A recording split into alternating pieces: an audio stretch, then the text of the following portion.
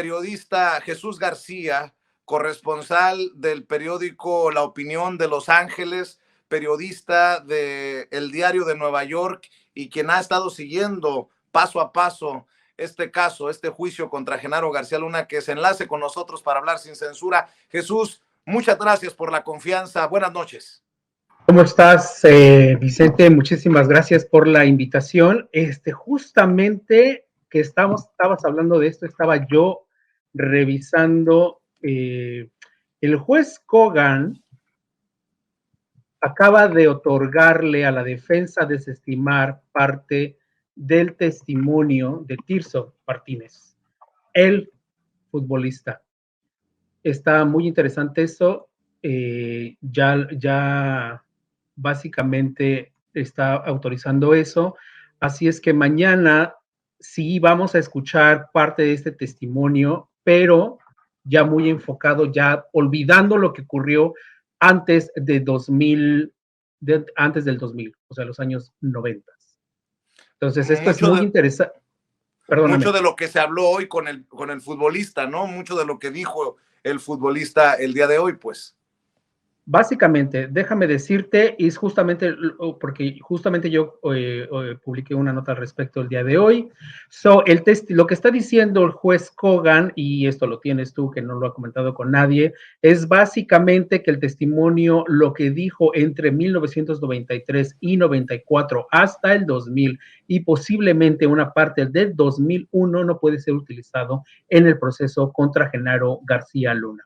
Es decir, este personaje, Tirso Martínez, alias el futbolista, que bueno, tenía otros nombres, y tú lo escuchaste que dijo una serie de nombres con los que se manejaba este señor, y que bueno, su testimonio no podrá ser utilizado. La razón es porque la acusación, y esto sí es importante y jurídicamente tiene un sentido, porque la acusación contra García Luna está enfocada a partir de 2001 hasta 2018. Entonces, no pueden, digamos, antes de eso, no hay motivo para integrar eso. Entonces, lo que estaba buscando la fiscalía es, entiendo, que el jurado comprendiera cuál era el trabajo que hacía el futbolista para el cártel de Sinaloa, para luego dar entrada a este elemento que podría ser la conexión con García Luna. Sin embargo, pues bueno, todo lo que se dijo hoy, el jurado no lo puede tomar en cuenta, aunque se haya dicho ya en la corte, ¿no? Entonces, mañana, si los fiscales continúan, tendrán que abrir una veta distinta en cuanto al cuestionamiento. Oye, Jesús, pues César de Castro no tuvo una de sus mejores jornadas, me refiero al abogado defensor de Genaro García Luna, en ocasiones errático, equivocándose con los apodos de los personajes, incluso con nombres, intentó arrinconar a El Grande, que lo puso en aprietos al abogado defensor. Creo que no fue efectivo hoy César de Castro, como en algún momento se reportó ayer de un sólido argumento inicial. El día de hoy estuvo complicado para la defensa y poco efectivo para el abogado defensor, creo yo. Eso es lo que entiendo, lo que leí, a la hora de pintar a un Grande sin credibilidad, o intentando impactar en cómo los miembros del jurado estaban escuchando las declaraciones explosivas de Sergio Villarreal Barragán. ¿Tú cómo viste las cosas? No, en definitiva, yo creo que su estreno como cuestionando a los cooperantes no fue afortunado para César de Castro. Creo que se puso muy nervioso. Yo lo he visto en otras audiencias y lo comenté en otro momento. Él ha crecido mucho desde cuando lo vi yo en las primeras audiencias con García Luna. Ahora está, antes justamente de este cuestionamiento que hizo, pues había estado, digamos, ganando confianza, se veía mucho más como pez en el agua, por así decirlo, en la corte, y eso era bueno para García Luna. Sin embargo, el mensaje que manda hoy no es bueno. Sí tiene que ponerse a estudiar más el caso de los cooperantes si es que quiere ayudar a su cliente, porque en definitiva no fue un buen argumento, se veía muy nervioso, equivocándose de elementos importantes, que estas cosas son malas para la defensa porque la ridiculizan. Es decir, Si tú te equivocas cuando dijo, es que quiero que me hable del gaucho y se queda el grande, es que no sé quién sea ese. Conozco a alguien que se dice el guacho, pero no este. Entonces, cuando corrige eso, lo deja realmente en ridículo. Está mal que la defensa cometa este tipo de errores. Te voy a hacer una comparación y justo lo comentábamos entre pasillos con otros periodistas que cubrimos el juicio del Chapo Guzmán. El Chapo tenía una defensa, aunque bueno, perdió finalmente, pero en cuanto a los cuestionamientos que la defensa hacía a los cooperantes y a otros testigos, eran un, dos, tres, pum, pum, pum, pum, no los dejaban. Y gracias a esos cuestionamientos es que conocimos que el rey Zambada le entregó millones de dólares a García Luna. Es que Alex Cifuentes comentó que se le entregaron millones de dólares a Peña Nieto. Perdóname, me va a dar como un pequeño ataque de tos, entonces. Así pasa en los enlaces en vivo y en directo, mi querido Jesús García. Pero hablabas de la efectividad de los abogados que defendieron a Joaquín Guzmán Loera, el Chapo, y estabas comparándolo con lo que hoy viste de César de Castro, abogado defensor de Genaro García Luna. En efecto, o sea, hay una diferencia brutal. O sea, no hay punto de comparación. La defensa de García Luna, que bueno, hay que establecer algo aquí. César de Castro es un defensor de oficio y los de la defensa de García Luna, de Joaquín El Chapo Guzmán, eran abogados de grandes firmas. Entonces, solo para mencionar, Jeffrey Lichtman, pues bueno, es uno de los abogados de mayor prestigio defendiendo, debemos decirlo, a líderes criminales en Nueva York, ¿no? Y ha ganado casos importantes. Es un personaje que para muchos puede ser muy teatral y lo que quieras, pero es muy efectivo en cuestionamientos, va muy directo. Tenían otros abogados, William Púrpura también, que era excelente haciendo cuestionamientos, muy preciso, digamos que duro y directo, o lo que diríamos en México a la cabeza, ¿no? Es decir, Oye, sí acorralaba a los personajes. Y en este caso es Jesús, algo que César de Castro no hizo, no lo logró. Perdón, nada más déjame terminar esta partecita. Creo que lo que hizo el grande también tiene que ver con el entrenamiento que vamos a ver que los fiscales ya les dieron a los cooperantes. Es decir, no van a poner en la silla para el cuestionamiento a un cooperante que no esté bien entrenado para poder responder los cuestionamientos de la defensa. Y esto porque, bueno, son parte de los procesos judiciales. Y se nota muy bien que el entrenamiento que tuvo, por supuesto, el grande, le funcionó. O sea, logró evadir preguntas que la fiscalía no sabía que la defensa le iba a hacer necesariamente, o la forma en que las haría. Y el grande logró escabullirse sin ningún problema. Como te digo, al grado de poner casi o tratar de ridiculizar a la defensa, ¿no? Lo cual es interesante.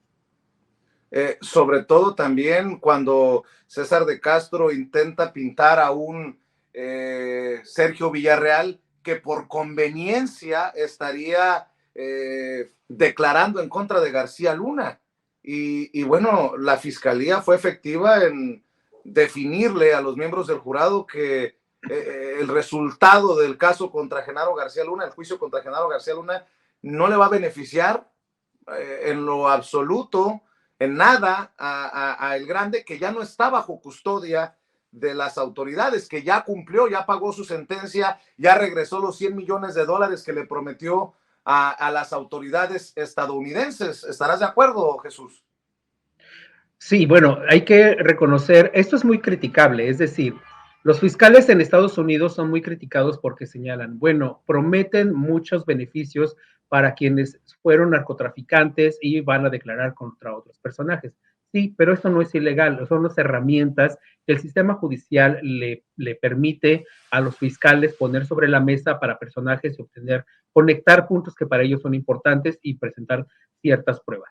Y en el caso del grande, sí, como lo ha señalado, evidentemente ya había tenido un acuerdo y ese acuerdo no será modificado hasta este momento. Pero llamó la atención y bueno, tú estuviste ahí hoy y cuando César de Castro le pregunta por qué pasa si vuelvo a México, ¿no? Y entonces viene la objeción de la fiscalía y nunca sabemos por qué el Grande no quiere volver a México cuando ya está libre, ¿no? Entonces, eso es un elemento que deja cierta duda, pero no es suficiente, digamos, para la defensa. Me parece que la fiscalía también está muy bien preparada en el caso, cerró muy bien la fiscal Anne Reed cuando le está diciendo, pues bueno, estos explicando cuál fue, digamos, el acuerdo finalmente, y el Grande también dijo que no va a tener ninguna visa especial, tiene una acción diferida para evitar la deportación, pero incluso a que cuando se intenta meter con su familia, pues también, bueno, su familia es estadounidense, entonces, pues, en ese sentido no hay problema. Pero creo que al final es algo positivo más bien para la fiscalía, lamentablemente no para García Luna ni para su defensa. Qué mal y qué triste, la verdad es que yo sí esperaba más de César de Castro en cuanto al cuestionamiento y me decepcionó. Ojalá este resbalón, pues el repunte más adelante, porque esto es importante, ¿sabes? Muchas veces en los cuestionamientos, cuando la defensa en este caso, estás en Nueva York y eso es común en Nueva York, acabo de escuchar una ambulancia y un sonido de sirena, eso es súper común aquí. Entonces, acabo justo de escucharla en el sonido. Pero a lo que iba es que finalmente es muy importante hacer esos cuestionamientos por parte de la defensa porque es, como mencioné, abre otras vetas que revelan información que de alguna u otra forma los fiscales no permitirían que fuera conocida, ¿sabes? Y eso es bueno, eso es muy bueno, de hecho. Oye, Jesús, de las declaraciones de Sergio Villarreal Barragán el Grande, ¿alguna tan explosiva que te haya llamado más la atención que otras? Por ejemplo, te pongo sobre la mesa que se hicieron pasar por elementos de la AFI para arrestar a El Rey, el hermano del Mayo Zambada, y entregarlo a las verdaderas autoridades.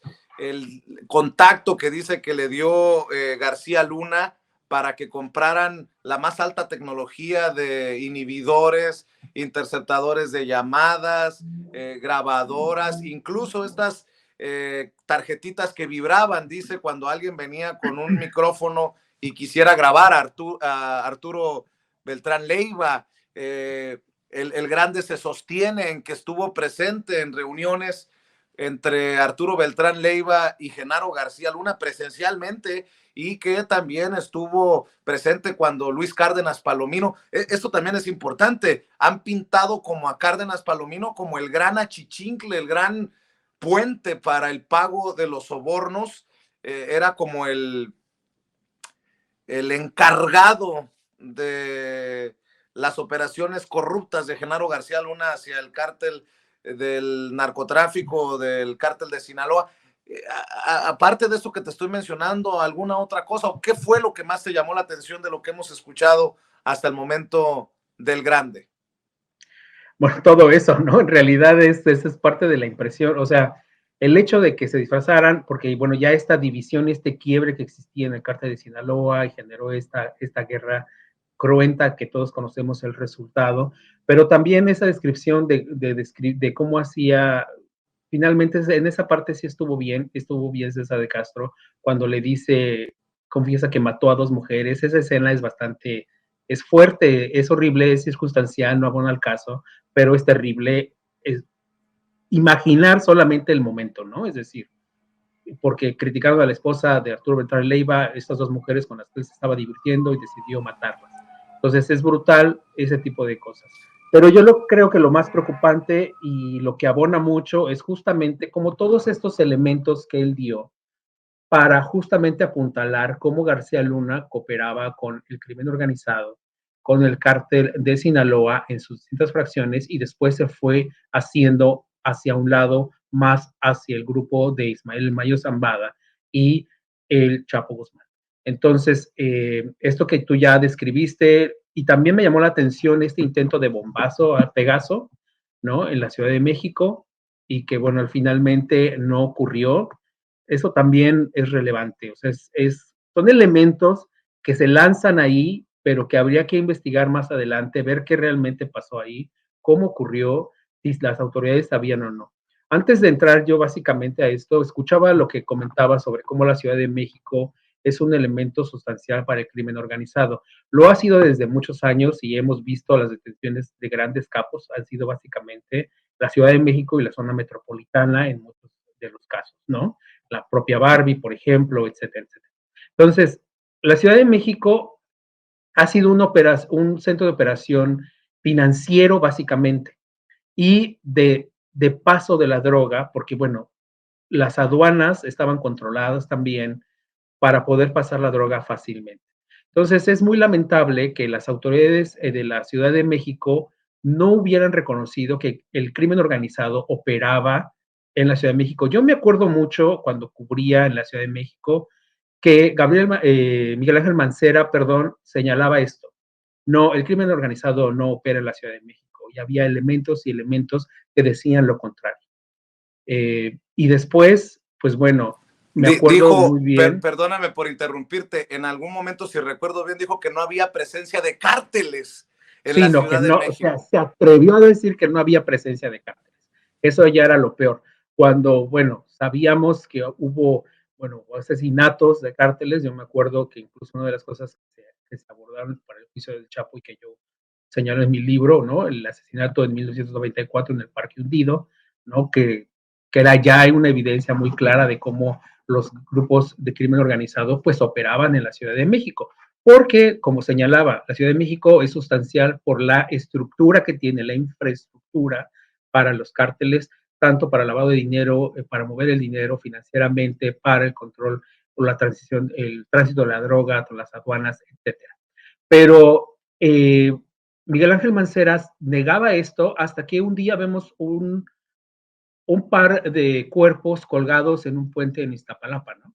No sé si te acuerdas de esto, 2015 me parece que fue.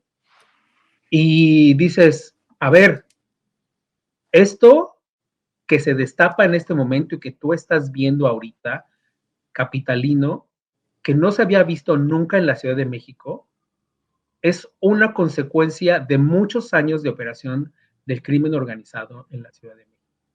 Entonces, es lamentable que por intentar tapar el sol con un dedo no se haya evitado justamente este enquistamiento de organizaciones criminales pues en la capital del país, lo cual es bastante lamentable y que retrata muy bien la descripción que hace el Grande sobre cómo operaban en zonas súper exclusivas de la Ciudad de México, ¿no? Jardines del Pedregal, Jardines de la Montaña, toda esa zona sur de la Ciudad de México, y como Juanes por su casa, pues, o sea, sin que no ocurriera nada. ¿Por qué? Pues porque estaban protegidos, ¿no? Uh-huh. Oye, Jesús, yo sé que andas muy ocupado, no te quiero quitar mucho tiempo, pero para cerrar, ya que estás mencionando esto, y el tema de los dineros es también muy relevante en el caso, tus impresiones cuando el Grande también de alguna manera ridiculiza a César de Castro, que le pregunta, normalmente usted no se vestiría así, y le dice el Grande, bueno, para mis reuniones en la Ciudad de México casi siempre me vestía así de traje. Incluso hace mención que cuando iba a los terrenos, a los enfrentamientos, hubo momentos en los que se vestía incluso con uniformes de la AFI. Y otro momento ahí de intercambio interesante cuando César de Castro le empieza a sacar cuentas a El Grande de que si calculamos, estamos hablando de entre 200 y 300 millones de dólares que usted nos está diciendo se le entregaron en sobornos a García Luna. Y El Grande dice, sí. Y es cuando nos enteramos que el Grande le dio 100 millones de regreso al gobierno de Estados Unidos y el Grande asegura que Arturo Beltrán Leiva generaba más de 400 millones de dólares, según él, por mes. Estamos hablando de cantidades exorbitantes, pero que de alguna manera hacen sentido cuando se habla de los millonarios sobornos que presuntamente se le pagaron a Genaro García Luna a través de este personaje, Luis Cárdenas Palomino. Se cayeron, al menos con los testimonios del Grande, dos de los policías preferidos, reconocidos por Felipe Calderón, Luis Cárdenas Palomino y Genaro García Luna. De esto que te pongo sobre la mesa, dame tus reflexiones, tus comentarios, si así lo decides para cerrar, Jesús. Pues yo creo que uno de los elementos fundamentales es justamente los sobornos, porque los sobornos es finalmente comprar la protección, que era lo que requería la organización criminal de los Beltrán Leiva y bueno, el cártel de Sinaloa, principalmente los Beltrán Leiva, que después recordemos que él señala, se pagaba primero como parte de lo que se llama en México una vaquita, o él le decía una polla, y era una colecta que se hacían con el Mayo Zambada, el Chapo Guzmán, Nacho Coronel y todos estos líderes del cártel de Sinaloa, incluyendo los Beltrán Leiva. Y después Arturo Beltrán Leiva, que era el que pues, tenía finalmente la colección inicial o principal con García Luna, pues bueno, era el que también le llegó a pagar. Y pues bueno, varios de esos elementos van conectados justamente también con las acciones de García Luna, de cómo finalmente él describía, pues le pagábamos, pero te asegurábamos, crecimos durante todo ese periodo que está hablando de 2000 a 2012, básicamente, ¿no? Un poquito antes, 2008, él fue detenido en 2010, pero durante ese periodo fue cuando creció. Dice, crecimos más que nunca. Entonces, obviamente, nuestro éxito como organización criminal fue benéfica también para García Luna, porque le crecieron también las ganancias. De 1 a 1.5 millones de dólares que se le daban mensualmente, se le empezaron a dar después hasta 3 millones de dólares.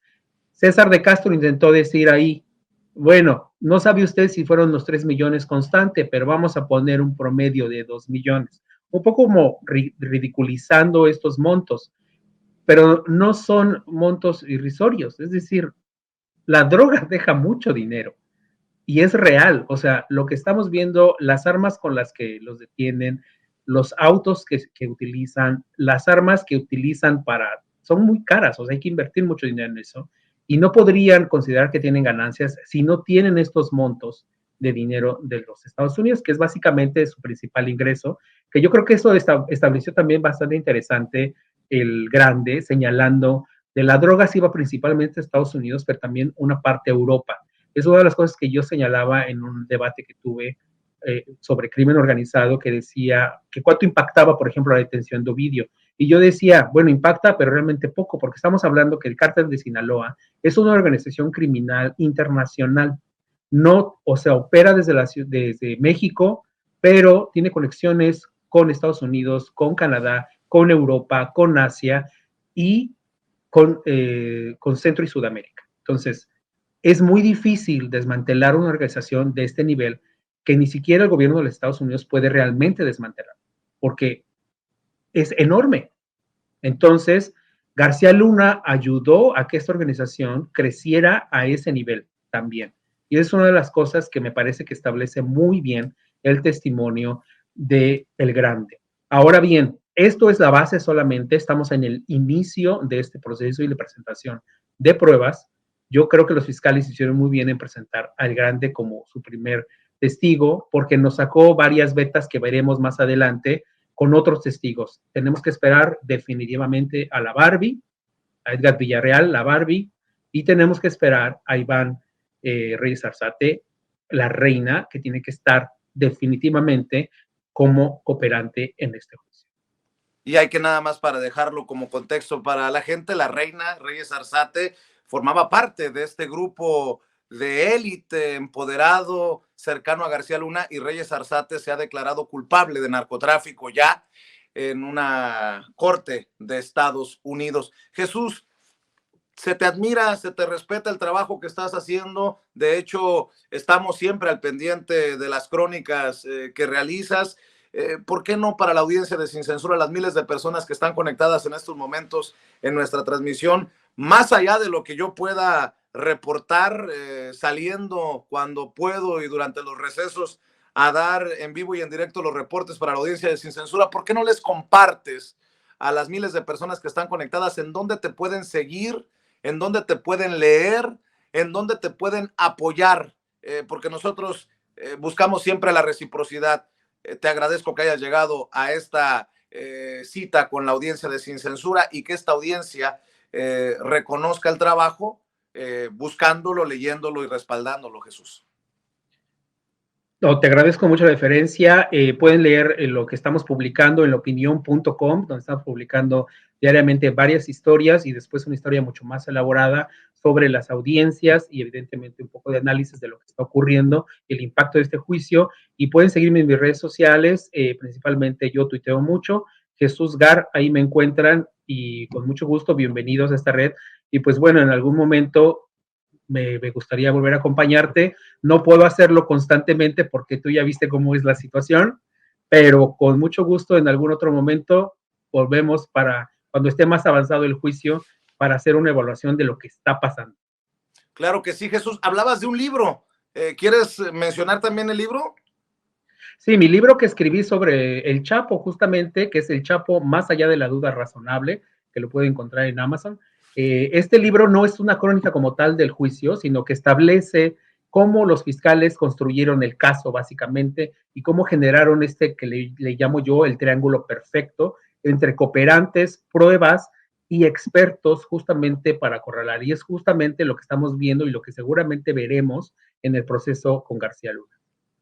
Te agradezco mucho, Jesús. Ojalá que la audiencia de Sin Censura busque el libro como referencia y estamos al pendiente. Nos saludamos ahí en la corte, en una de estas audiencias y por lo pronto te mando un abrazo. Muchas gracias. Buenas noches.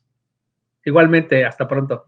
Gracias, Jesús García, corresponsal del periódico La Opinión de Los Ángeles, periodista del Diario de Nueva York y uno de los corresponsales que está dando seguimiento puntual al que podría ser el juicio del siglo de García Luna, el super policía en tiempos de Calderón.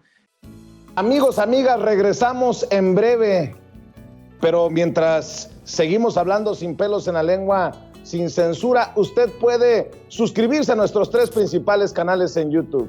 Sin Censura Media, en donde tenemos más de 1,600,000 suscriptores, Sin Censura TV, en donde tenemos más de 1 millón de suscriptores, y en Sin Censura Presenta, en donde queremos llegar muy pronto a los 100,000 suscriptores. Si usted ya está inscrito en Sin Censura Media, suscríbase en Sin Censura TV. Si ya está suscrito en Sin Censura TV y Sin Censura Media, suscríbase a Sin Censura Presenta. Recuerde que es gratis, no tiene que sacar un solo centavo de su bolsillo para apoyarnos. Dele clic en la campanita para que los señores y señoras de YouTube envíen las notificaciones cuando estemos transmitiendo en vivo y en directo o estemos subiendo videos. También nos puede seguir en Twitter en @Vicente Serrano y hasta en Instagram. Ojo, también estamos en Instagram. Son nuestras redes sociales y con el apoyo de ustedes seguimos creciendo, porque con ustedes todo, sin ustedes nada.